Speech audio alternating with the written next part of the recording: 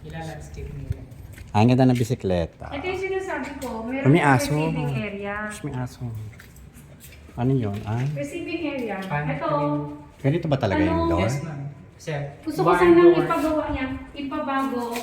Shoe, Sure. cabinet. Pwede naman po. Oo. Maganda naman siya. Tapos ito, para saan? Banyo. Powder room. Sa guest. So yung pinto, ganyan talaga. Opo, Ito barn door. napakaliit talaga ng powder room na yan. Ito siya, high ceiling din. Ah, ito yung swimming pool. Yan. May tatalon agad ako. Yan, ito yung Living area. living area. Ah, maganda. Panalo ka lang dito. Sa kitchen. Ay, oo. Yes, sir. Yung ano mo lang. Saan mo lalagay yung sopa mo? Yun na. Ay, winner kitchen. Habang nagluluto ka. Oh, sige, tagay mo na. Bawal malasin ako sa pool sa Diba? Dirty kitchen. Ay, walang dirty. Ito, Garden. Patio. Yan. Ay, sayang naman yung space. Ah. Emergency, Panalo ano. lang dito sa yung kitchen. Kitchen. Yung sala mo Tapos maliit. lalagyan. Yung sala, hindi alam kung paano ilalagay. Wala, sala-salahan lang.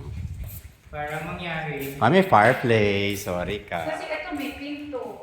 Dito. May fireplace. Huwag mo na ilagay yung pinto, mami. Dito na yung sofa mo. At Hindi. saka dito. Isang sopa lang, di ano lang.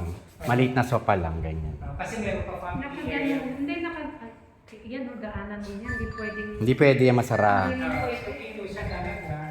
Yung ano lang. Kinain kasi yung swimming pool. Oo na, wala na. Panalo lang sa tingnan mo yung kwarto magaganda. Ayaw mo na. Pero wala, yung tinignan ko. Nung gabi. Nakita rin mo sa umaga. Magkano to? 25?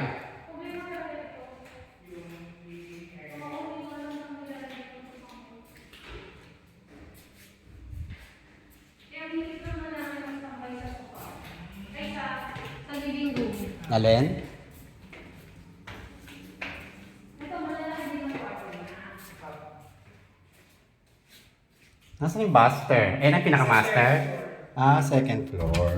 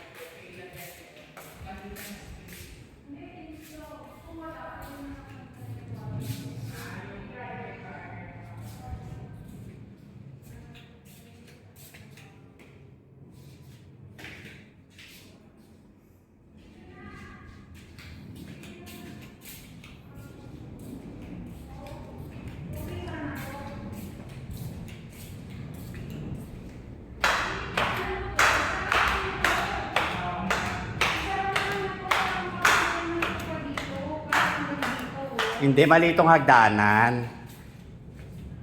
Dapat itong Hindi ito. Dapat inurong na doon. Hindi, may salamin pa yan.